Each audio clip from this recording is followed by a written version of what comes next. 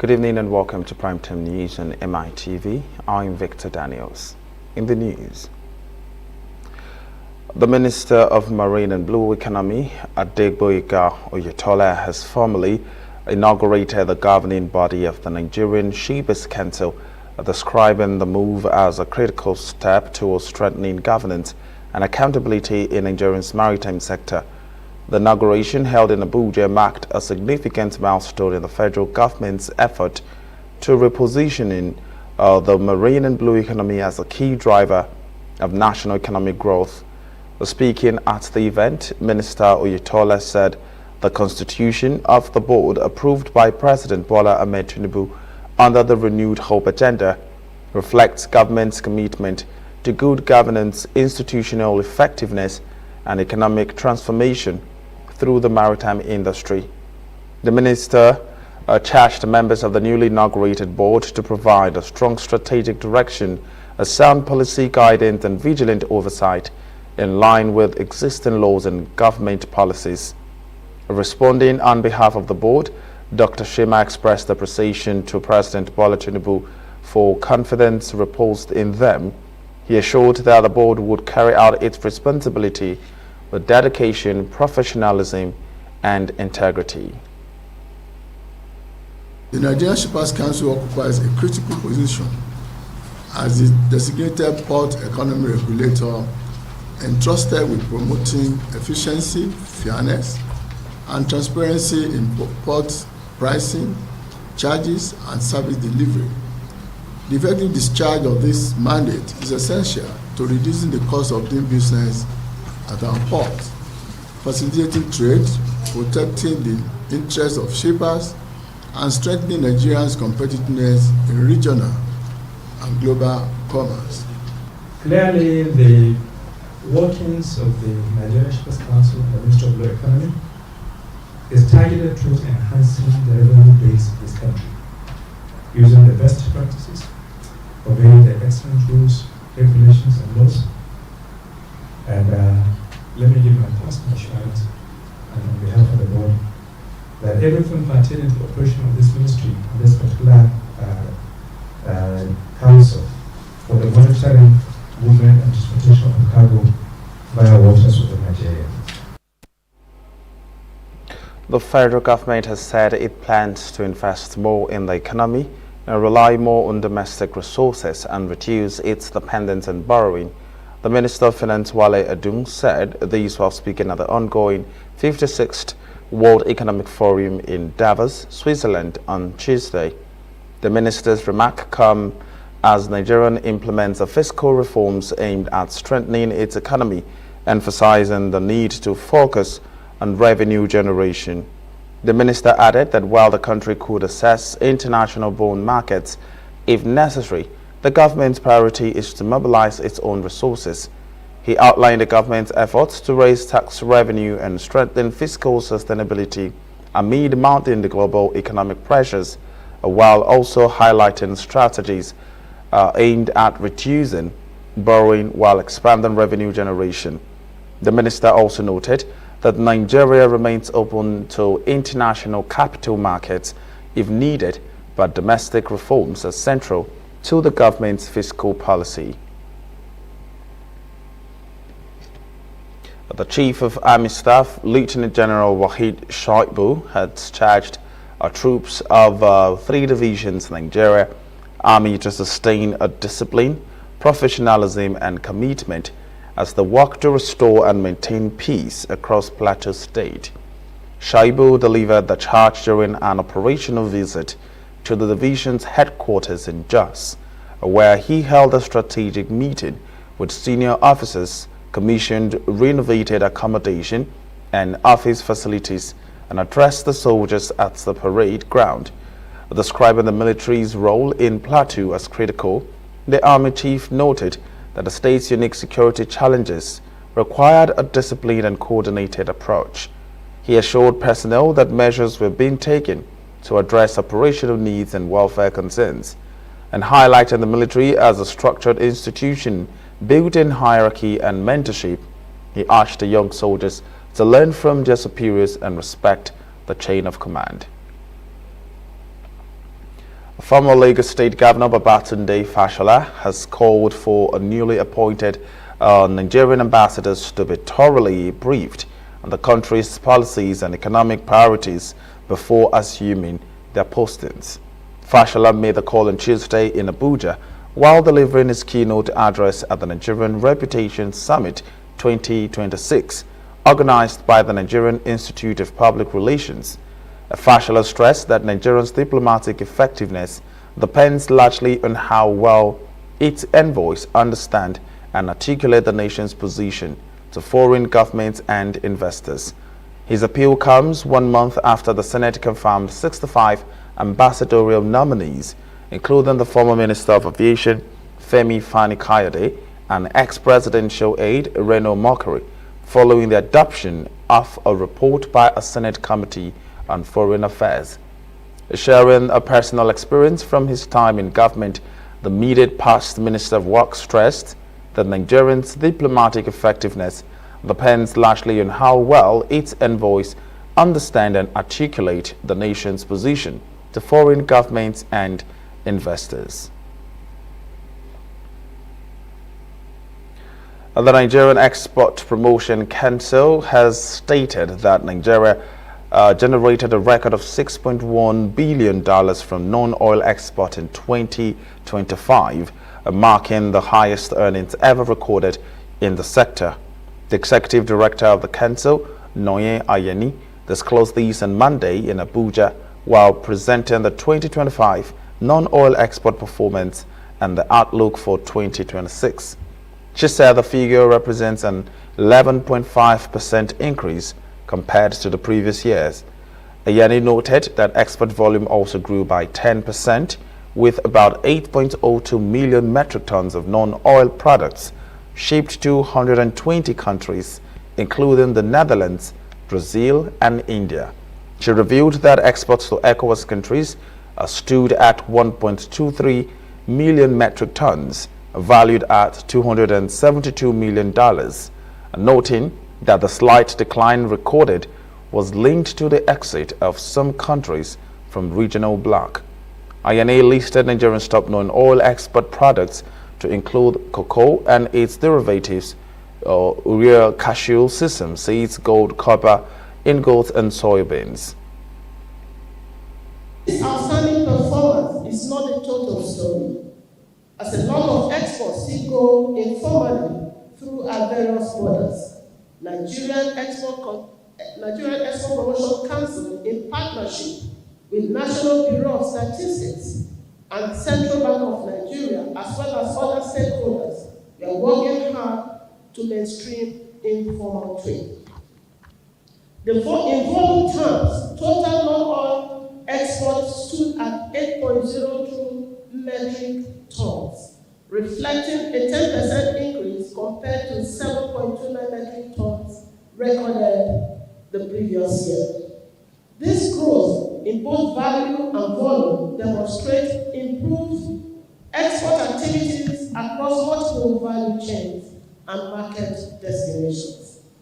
In 2025, Nigeria exported a total of 281 non-oil products. These products cut across agricultural commodities, processed goods, semi-processed goods, industrial inputs, solid minerals, reflecting a gradual progress towards value addition and broader product representation in the global markets.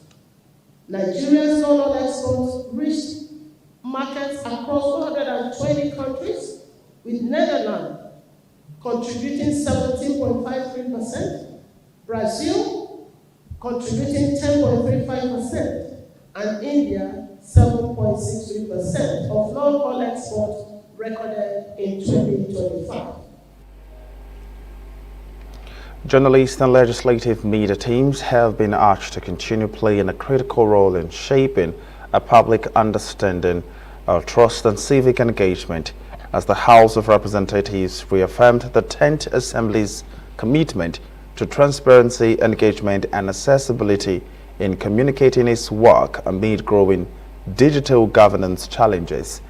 This was stressed as a joint capacity building retreat for the House of Representatives Press Corps and Parliamentary Media Aids themed Digital Governance and Legislative Reporting, organized by the House Committee on Media and Public Affairs. The retreat focused on strengthening accurate, ethical and right-based reporting of technology-driven legislation.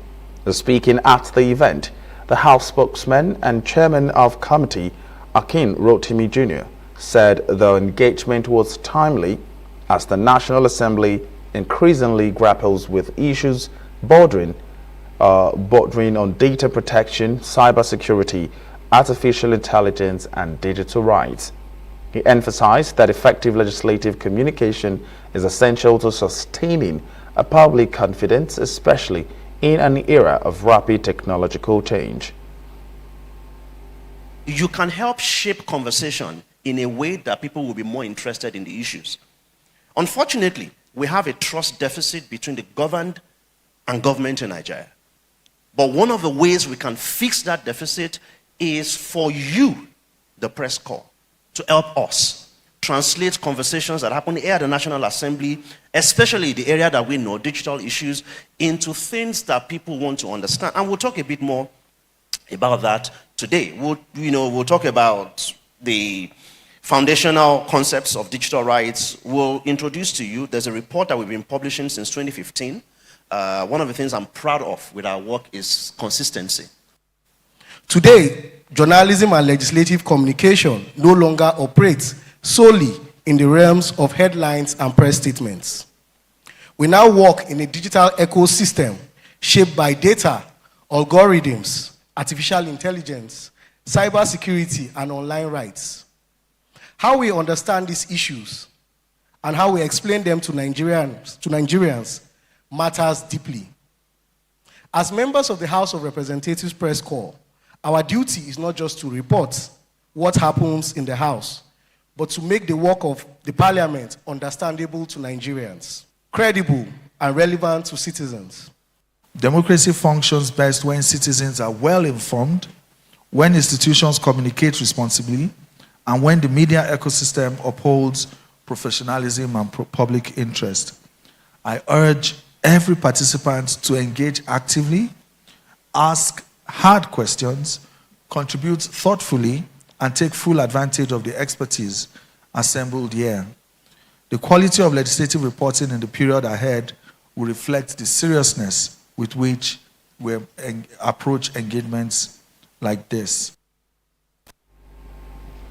Former Vice President Yemi Osibanjo, late Dr. Toy Solorin, and his wife, Sheila tops the list of dignitaries to be honored at the one-week-long 70th Founders' Day anniversary of the Mayflower School, Ikenne, Ogun State.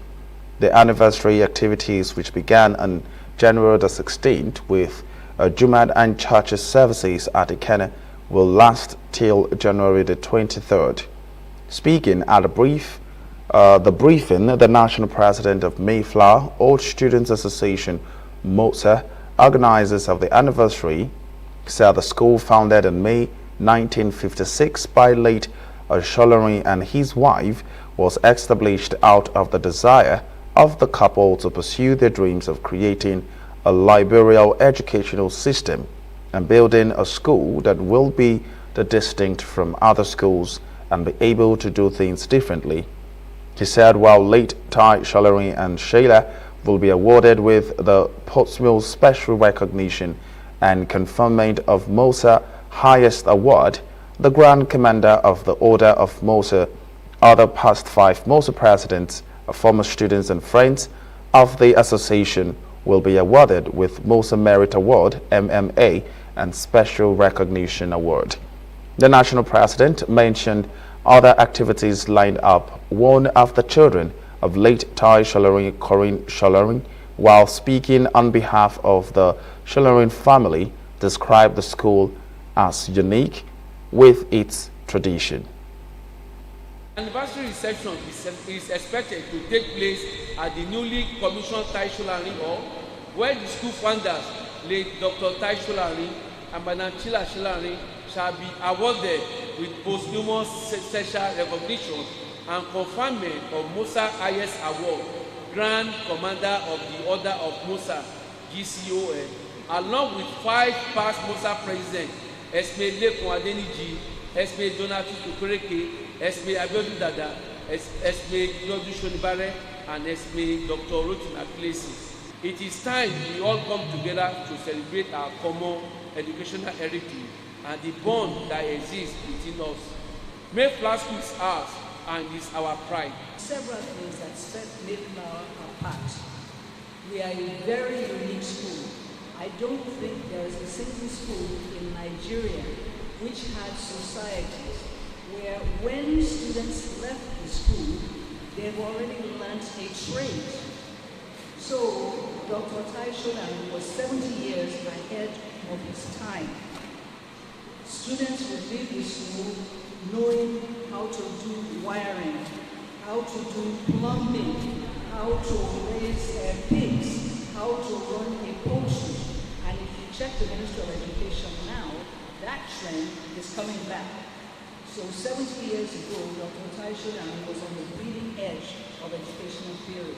Debates, quiz, we came with prizes, became first, became second. So this is to tell us that we are not relenting in our efforts. We are building on what we meant on the ground. I really want to use this medium to congratulate our president for the good work he's been doing. There is school clinic, there is library, all provided by Musa. You handle the school as if it is your private business, or how do I put it? And this I will so much appreciate.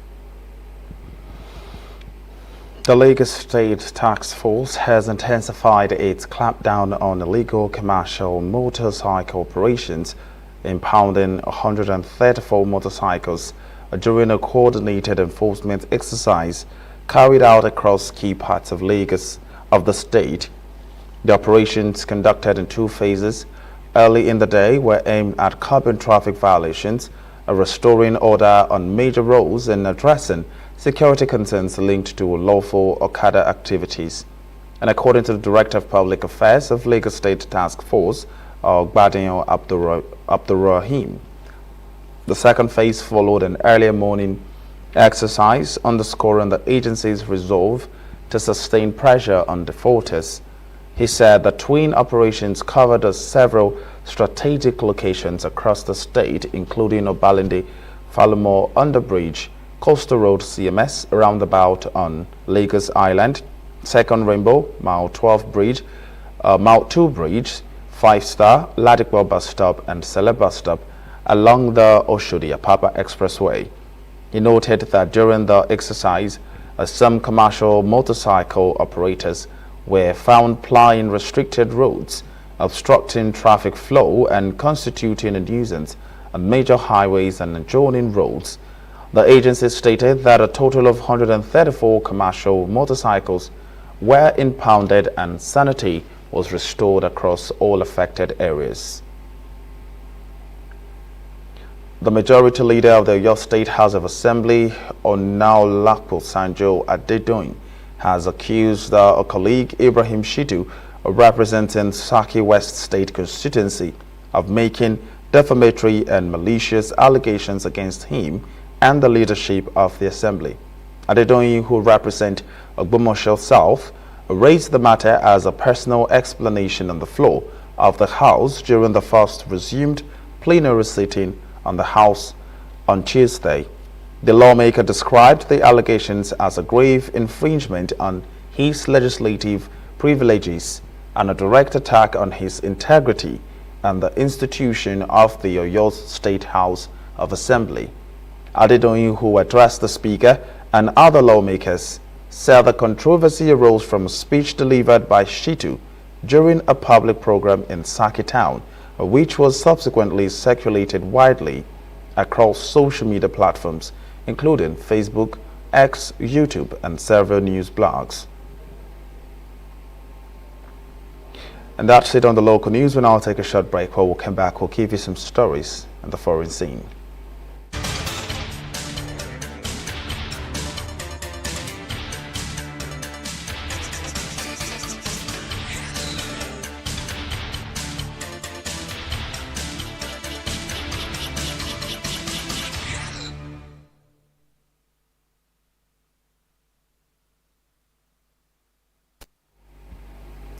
Welcome back in the foreign scene. The son of Uganda's newly re-elected president, Yoweri Museveni, has threatened to kill Singleton opposition leader Bobby Wine, who has been in hiding since last week's election, which he is disputing the result of. Uganda's General Muhoozi issued the threat on Tuesday, just days after Museveni, 81, was declared the winner of a 7th term as president in an election declared as sham by the opposition over claims of fraudulent votes. And in an interview with an international media, Wine claimed that he has evidence of election fraud, including videos purporting to show election commission officials filling in ballot papers in favor of Museveni. A spokesperson from Electoral Commission of Uganda declined to speak to the media about the allegation.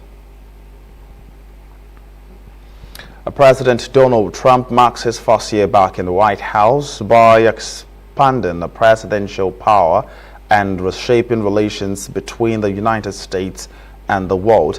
The 79-year-old Republican has linked his drive to take control of Greenland to his failure to win the Nobel Peace Prize, saying that he no longer thinks the purely of peace as the roll over the island threatens to reignite a trade war with Europe.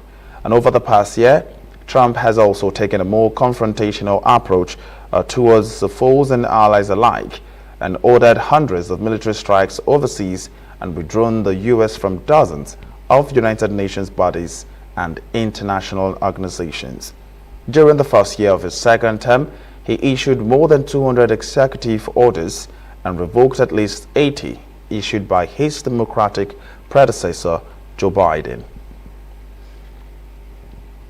Ukraine President Volodymyr Zelensky has said on Tuesday that he was worried that U.S. President Donald Trump's push to take the Greenland could be diverting focus away from Russian invasion, now approaching its 4-year mark.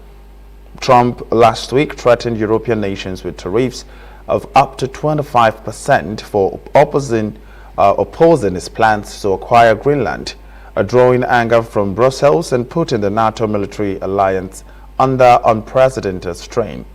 Ukraine, which is currently battling a wave of Russian strikes on its energy infrastructure, is keen to avoid a dispute that could fracture unity among its Western allies.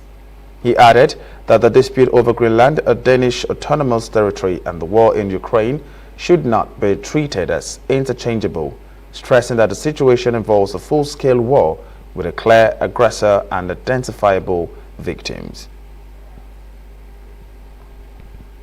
And Spain's king and queen visited Tuesday the site of the collision of two high-speed trains that killed at least 41 people as the country began 3 days of national mourning.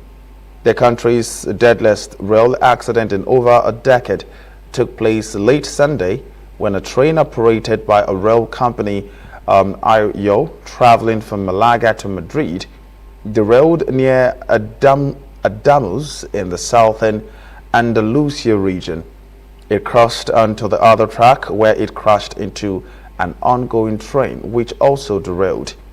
The death toll rose to 41 after a body of a passenger was recovered on Monday evening from one of the IO train carriages, the regional government said. And over 120 people were injured, with 39 still in hospital, including 4 children. Israel has begun bulldozing buildings inside the headquarters of the United Nations agencies for Palestinian refugees in occupied East Jerusalem as the far-right government clamps down heavily on humanitarian groups that provide desperately needed aid to Palestinians in Gaza. The UNRWA said in a statement on Tuesday that the Israeli forces had confiscated staff devices and forced them out of their headquarters in the Sheikh Jarrah neighborhood.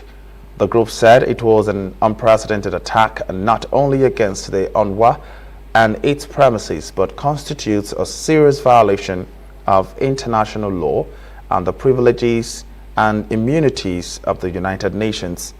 The Ramallah-based Palestinian Authority condemned the demolition, saying that it warns of the gravity of this deliberate escalation against the UNRWA, which comes within the framework of a systematic targeting of its role and UN mandate, and an attempt to undermine the international protection system for Palestinian refugees. We'll now take a short break. When we'll come back, we'll take some stories in sport.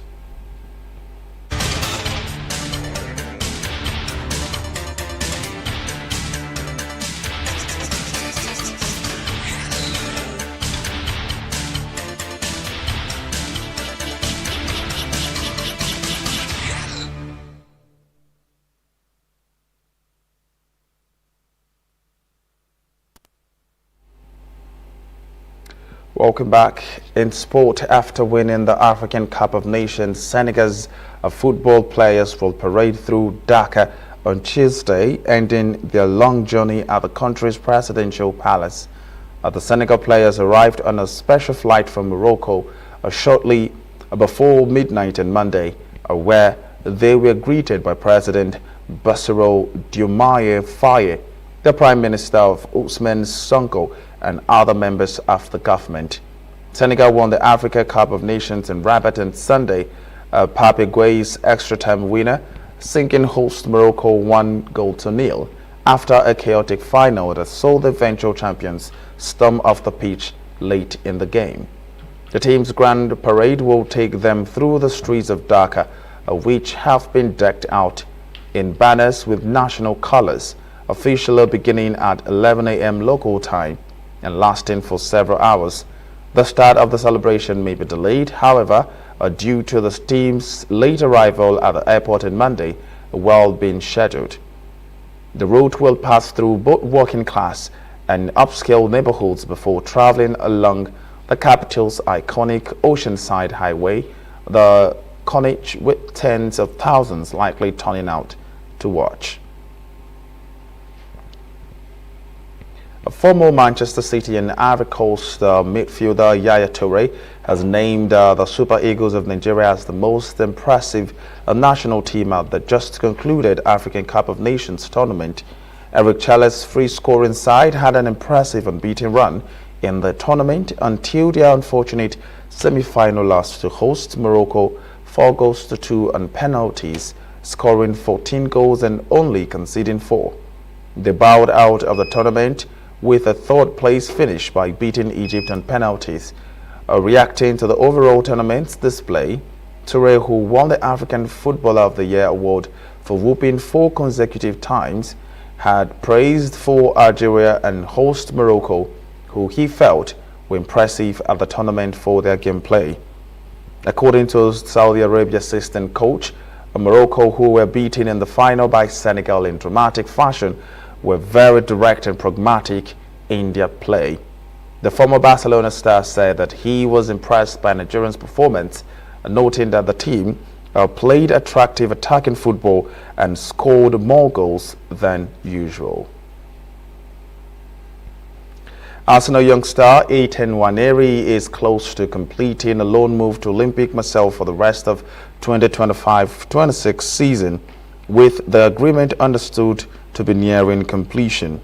The arrangement is expected to be a straight loan without an option to buy, and the 17-year-old midfielder has had encouraging talks with Marseille head coach Roberto De Zerbi, while Arsenal manager Mikel Arteta has played an active role in facilitating the switch.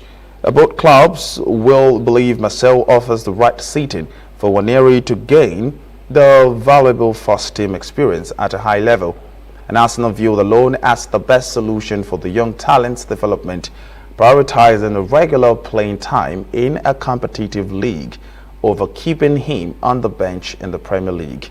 The deal is expected to be finalized soon, allowing Nwaneri to link up with his new teammate and continue his progression in League One. And that's where we wrap up tonight's news. I remain Victor Daniels. Good night.